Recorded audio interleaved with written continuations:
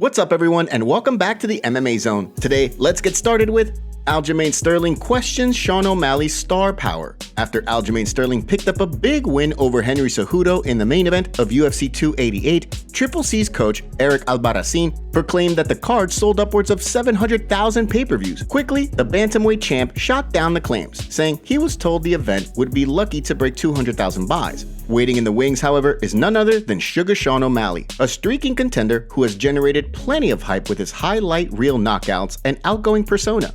Given how much attention Sugar Sean has generated over the course of his career, many have predicted that the upcoming title fight will generate a tremendous amount of buys.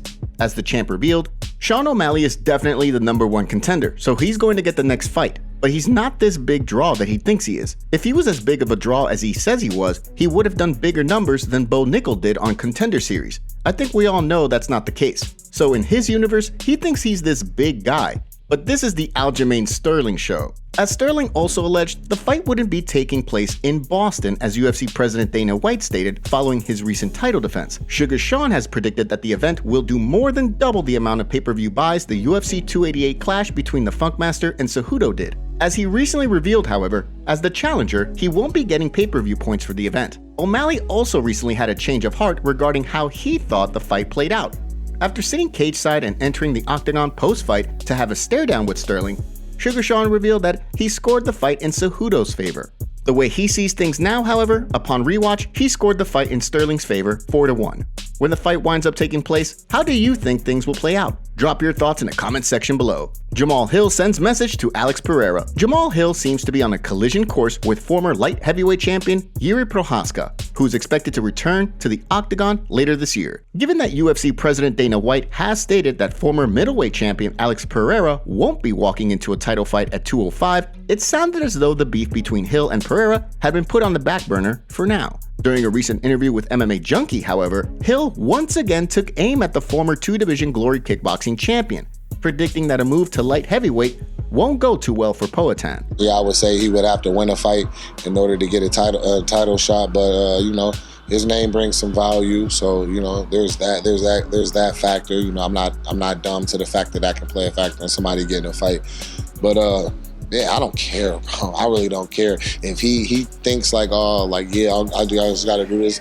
When you get to this fight, it's not going to be what you think it is. You know what I mean? It's an ass whooping waiting for you here. So far, there's been no word as to when the fight will take place. However, Pereira also has picked up his rivalry with Israel Adesanya exactly where it left off, with he and the last stylebender trading barbs on Twitter. Given that Hill is poised to fight Prochazka and Pereira is likely only one fight away from a title shot at 205, only time will tell whether the two wind up competing in the octagon.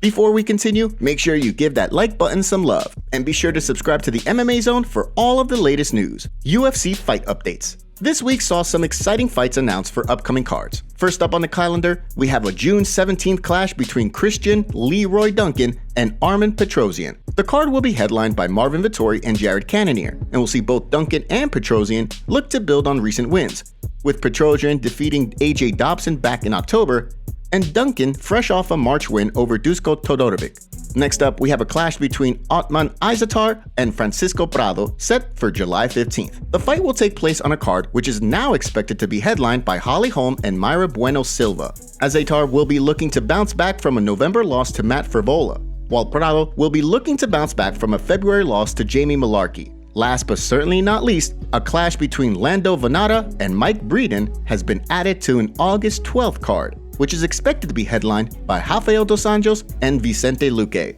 Both men will be looking to snap 2 fight skids and pick up much-needed wins, with the stakes at an all-time high. Daniel Cormier reacts to Francis Ngannou's recent flex.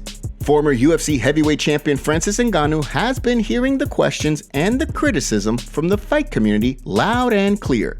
With no boxing match scheduled, there's been accusations of Ngannou quote-unquote fumbling the bag, given that he reportedly walked away from a massive deal with the UFC. The Predator recently posted a tweet where he laughed off the talk of him fumbling the bag where he sat upon a Mercedes SUV.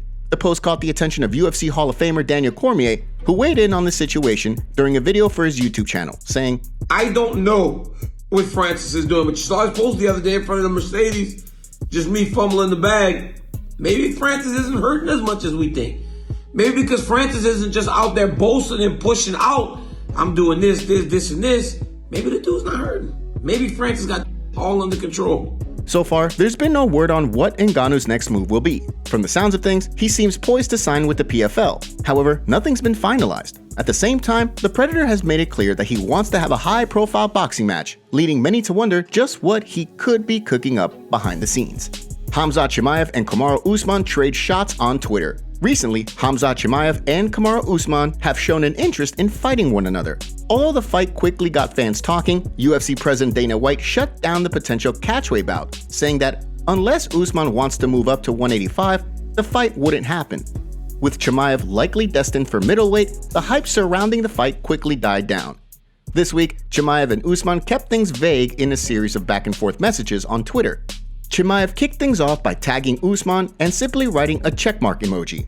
That prompted a response from Usman with a pair of emojis before Chimaev then sent a message saying, "I respect you. You were one of the best. You know you're old, bro, and you know it's my time." Of course, UFC President Dana White recently stated that Chimaev had not competed recently because of personal issues, something that the undefeated two-division contender was quick to refute, with Chimaev likely meeting Paulo Costa inside the octagon later this year in Abu Dhabi at 185 pounds. It sounds like the only thing that could help save a potential Chimaev versus Usman fight is the former welterweight champion moving up to middleweight. Firas Zahabi accuses Johny Hendricks of using PEDs against Georges St-Pierre. Famed TriStar Gym head coach Firas Zahabi recently revisited a long-standing accusation regarding Georges St-Pierre's UFC 167 fight against Johny Hendricks. The fight remains arguably one of the biggest tests of St-Pierre's legendary career, and although he left Las Vegas with the welterweight title, many people maintain that he should have lost that decision. Over the years, many have alleged that Johny Hendricks, who has never been flagged for using PEDs throughout his career, was on performance-enhancing drugs at the time of the fight. During a recent video on his YouTube channel, St-Pierre's coach, Firas Zahabi, spoke about the situation, saying, "Guys, I do think he was on PEDs. Yeah, I do, honestly. Like, his drop-off was so significant. When he fought George, he admitted to being 220 in the octagon. So he made 170, and he went up 50 pounds? That's insane. George was probably 185. As Zahabi revealed, prior to the fight, he offered to spend $10,000 of his own money to have Hendricks tested by VADA as part of an agreement that would see both fighters tested. Despite the cost of testing being entirely covered, VADA never wound up testing the pair. Of course, although Hendricks did have a drop-off after USADA began testing, he's never been flagged for performance-enhancing drug usage, and from the sounds of things, despite being on the wrong end of what many call one of the biggest robberies in UFC history, Hendricks seems to be at peace with the situation.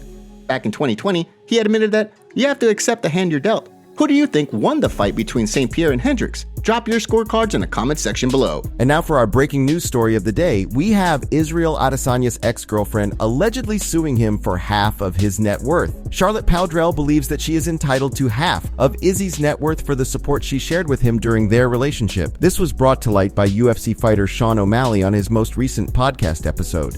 I don't know how their relationship was ever, because I didn't even know he had a girlfriend or anything, but to want half of his to want half of what he's gone out there and done is absolutely ridiculous. Be happy. Izzy, give her $1,000. Like, she'll be all right. Whose side are you on? Do you agree with Izzy? Let us know in the comments below.